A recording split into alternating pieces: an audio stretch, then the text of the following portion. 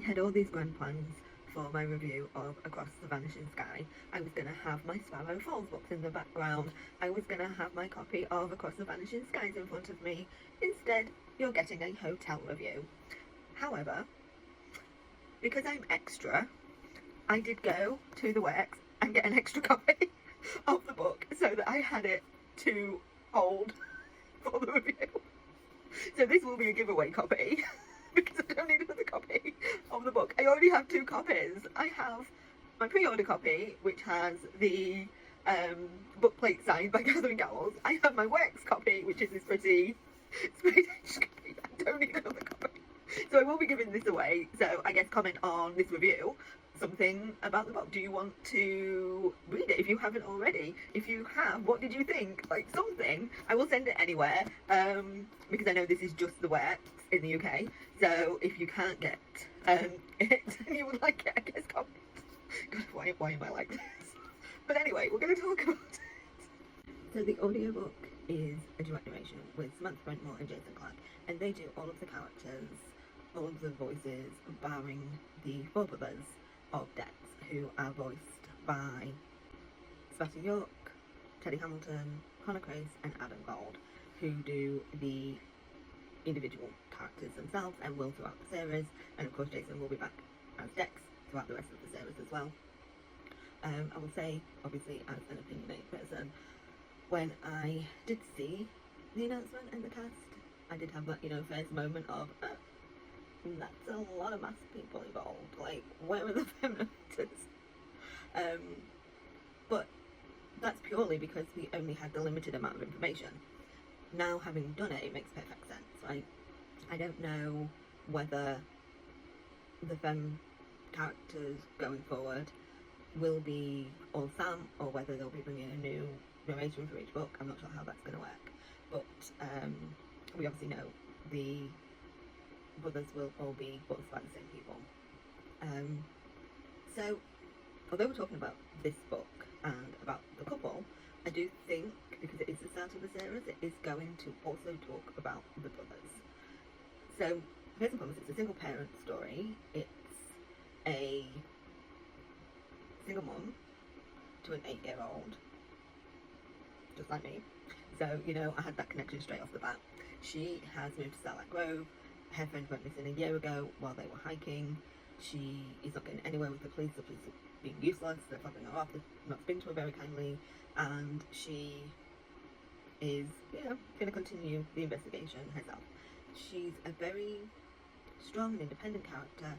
She is shielding her child from everything around her. This friend is more like a sister to her and almost like a second parent to her child. She is going to do what it takes, and it's a Neighbours to Lovers, which is totally on vibe for me at the moment, which I love, and Enter Dex, who I call the femme version of Penelope Garcia. If you don't know who that is, she is a character on Criminal Minds. She's like the computer whiz, the hacker who was given a choice to work for the FBI Behavioural Analysis Unit or go to jail. And that's kind of Dex's story as well. And he has just done his time with the FBI and has left. I first was introduced to him in the Sparrow Falls series, just as like bit parts where when they were stuck on something, I'd give him a call and he would help. And as it turns out, he has 4 brothers. They all endured a shared trauma. They have a family situation, and so they help people that need it, but they never do anything local. He discovers that she's in town because she needs help. She's also just got a job at a bar, which happens to be owned by his other brother, or one of his brothers, and he didn't realise that, and there's a bit of a grumpy sunshine sort of enemy vibes going on to begin with, and it's got some brilliant banter. I always joke that there's like a mini Catherine sat in my house typing back to Catherine to have like connections going on. So we have these 4 brothers with the shared trauma, and what Catherine does incredibly well is showing that even though they have this shared trauma, they each present that trauma in a different way, and it's such a good way of showcasing that, because trauma does present differently and how people handle it differently as well. One of the brothers is a big masker, and I have a child who has trauma, and he is both a big masker and he also, among other things, has selective mutism, and Dexter has two brothers, one high masker and another one has selective mutism. So see, again, you know, mini Catherine. So seeing that like on the page or in my ears was one, it was great to see that represented, but also to think about how that's going to look. I have seen some people talking about it, and I will say their word choices haven't filled me with excitement, because I think they are missing a bigger picture. But I also think because they're viewing it in a very different way, and I think that happens when you've never been subjected to it, right? When it's only ever entertainment for somebody. But I have 100% faith in how Catherine will write the books, plural, in handling the trauma element of these characters, because one of the things that I really love in her writing this book and talking about what they've endured was never, hey, you've met somebody, this is what I've endured, now I'm in love, it's all done and it's over and I'm cured, because that's not how it works. And I always love her commitment to not having that be the case. So I'm looking forward to seeing where she goes with that. One of the things that really stood out for me as well was how she had the FMC stand up for the MMC, and him saying like, nobody's ever done that for me before, because we see it all the time, right? The MMC being the defender. I loved that switch. And of course it's romantic suspense, it's Catherine Cowles, everybody's a suspect. I love the fact that I was right, because I will be right, and I do fancy myself as a bit of a profiler, so obviously I'm very happy. I know some people don't like when they can figure things out, but I'm like, that's the whole point.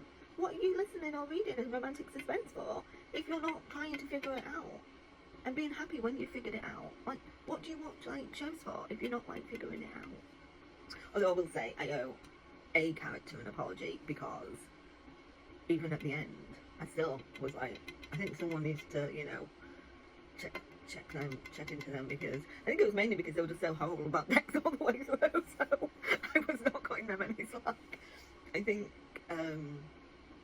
the performances were fantastic.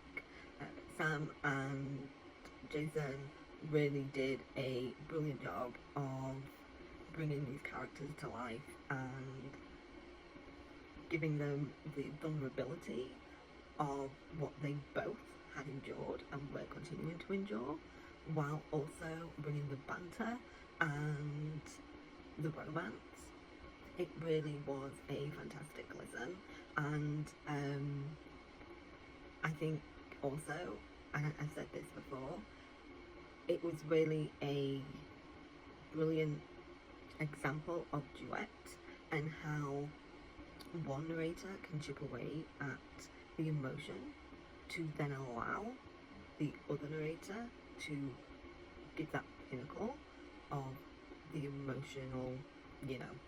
And the children performances were really stand out as well, and obviously the addition of the brothers were good in this, but I think in subsequent books we are going to notice it more than in this one, which is just a personal opinion based on the narrators. But yeah, you should definitely check it out, and you don't need to have done any of the other books, but yeah, go check it out.